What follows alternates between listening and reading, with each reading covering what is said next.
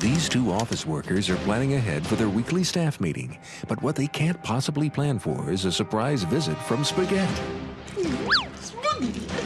Let's watch.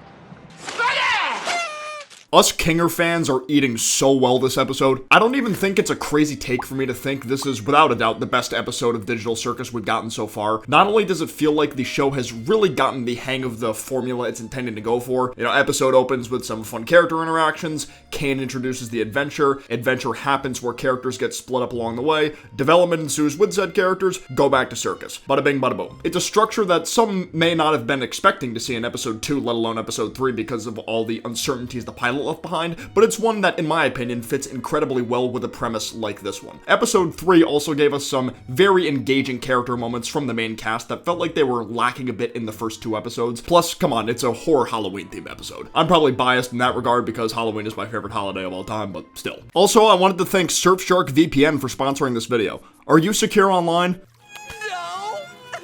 Well, you'll never be unless you're using Surfshark VPN. Surfshark VPN is an amazing service that protects you and your internet connection, while also giving you the tools to access content that may not be accessible to you in your home country. Now, with the simple click of a button, you have access to 3,200 servers in 100 different countries. So if you're a big Netflix or Hulu head like myself, but one of your favorite old shows can't be accessed in your own country, simply turn on Surfshark and you'll be good to go. And on the off chance you're not feeling the service fitting your particular needs, there's a 30-day money-back guarantee available to you as well. Use code WEEJ for an extra 4 months free at surfshark.com/WEEJ, a link in the description down below. Now back to your regularly scheduled programming. The episode opens with the circus members playing a game of how long someone can hold their breath, with Pomni being the main participant, where she starts to glow different colors throughout, claiming how she doesn't really enjoy doing this because it feels like she's gonna die, even though dying that way is impossible in the circus. We also learn how the other characters look whenever they hold their breath for too long, like Kinger glowing, Gangle's mask spinning, or Ragatha's hair sticking up. I'll get more into why I like this opening scene so much later. Followed by Cain announcing the adventure into a haunted house mansion where they're tasked with capturing ghosts along the way.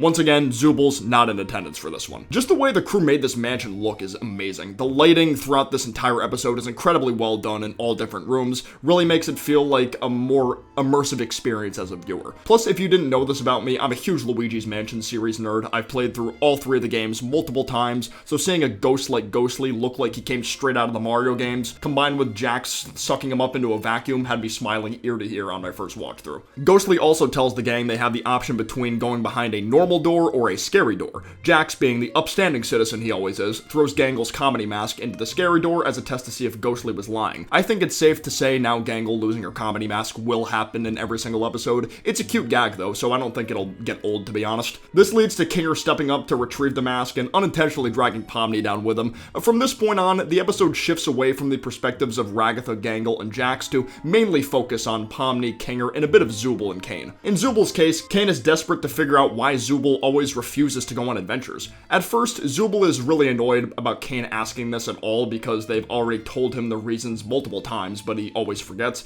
It just goes to show that, despite Cain's attempts to make sure the circus members are happy and having a good time, the universal truth still stands. Cain is not human and never will be. His programming makes it impossible to truly understand the other members, let alone remember what their issues are. As for what Zooble's issue actually is, they have pretty severe body dysmorphia. The adventures themselves aren't unappealing to them per se, it's just they're so unhappy with how they look, they don't think the adventures would be doing anything to, improve the problem. This is what I mean when it comes to quality character moments that are also a lot more relatable to the viewing audience compared to the previous conflicts the characters dealt with. Like, obviously mental breakdowns happen in real life, and those moments were very apparent with Pomni, Kaufmo, and Gummy Goo. Mostly existential dread moments that obviously happen in real life, I get it. But Zooble's body dysmorphia takes it a step further with the relatability, in my opinion, because it's their own body that they deal with every day, as opposed to the existential dread that could happen by situations Cain puts these characters in, whether on purpose or by accident. This hit home for me more than other moments too, since I can relate to this problem to a pretty high degree. Back in my middle school, high school days in particular, I was incredibly self-conscious with how I looked. I was one of those kids that was pretty thin, that got like a 6-inch growth spurt from freshman year into sophomore year. I went from like 5'8" to 6'2", and it felt like no matter what kind of clothes I was wearing, I just looked weird. Things have improved tenfold over the years, and I'm sure what I went through wasn't nearly as bad as what others have went went through out in the world, but I still get it. The scary part about Zubal's case is their options are extremely limited when it comes to wanting to change how their body looks. Kane's tried to offer them different parts, but none of them were likable enough for Zubal. Because of how the world of the circus works, they're basically just stuck with this body with the option of ever so slight variations, and there's nothing they can do about it until they either somehow get back to reality or, God forbid, abstract. At least in the real world, there's more options for people, like a, drastic diet change, starting up a gym routine, or if you have the funds for it, cosmetic surgery. Zubal does not have that same luxury, and it makes me feel genuinely bad for them. And we also get a glimpse of what can happen if Kane gets too off track from his intended programming. The idea that Kane, wouldn't be able to succeed in making the adventures fulfilling for the circus members has the potential to collapse the entire reality as they know it. That'd be...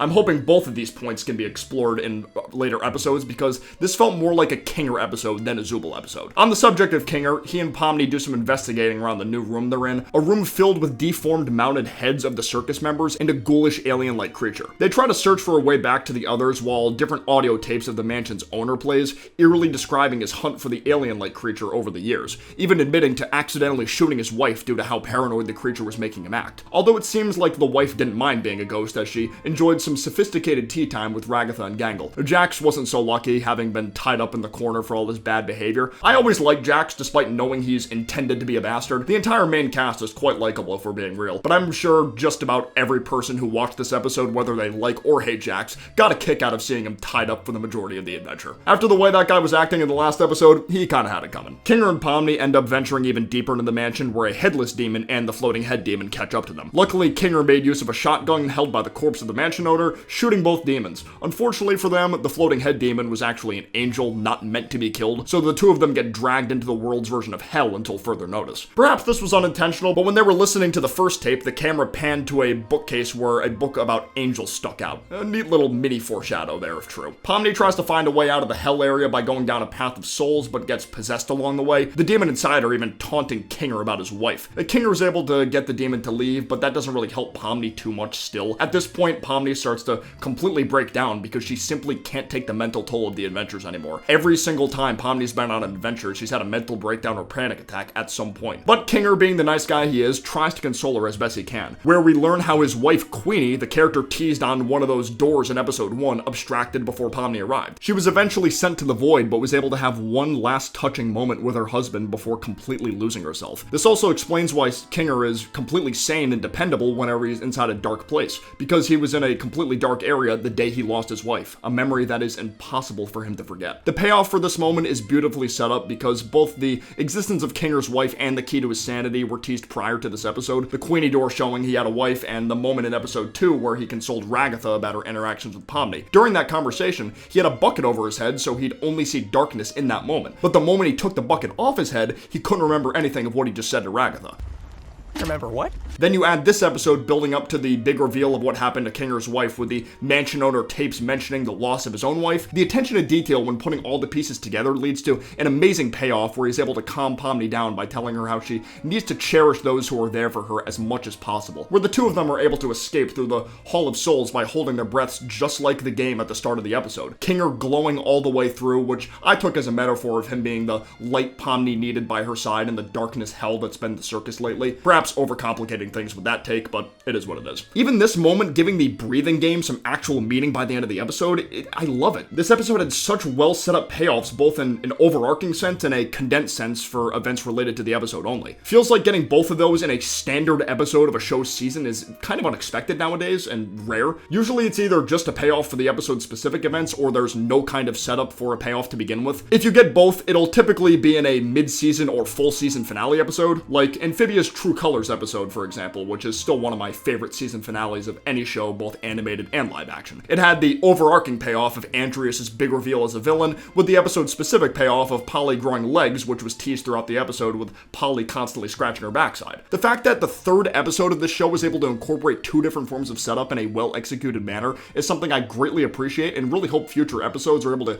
keep up the same quality or even amp up the quality to higher standards. Because if Gooseworks and the team can pull that off, this will be one of the most consistently well-made indie shows of all time. I think it's safe to say Kanger has become my favorite character after this episode. He was already top 2 with Ragatha for me, but unless the Ragatha-focused episode can top this, he's gonna stay at number 1, I fear. I'm definitely curious to see how the Gangle and Jax episodes will play out too. I'm guessing the Jax episode will be the one where he has to play McDonald's Simulator, but that could be a red herring. We'll just have to wait and see. Let me know what you guys thought about this episode in the comments down below. Huge thanks to my gold tier patrons, BFP4, Izzy Torium, Draconis, and London Morse. You guys' support really means the world to me. And don't be a stranger to leaving a like down below if you enjoyed the video and subscribing for more content like this in the future. But for now, I will see you guys next time. Peace out, take care, bye-bye.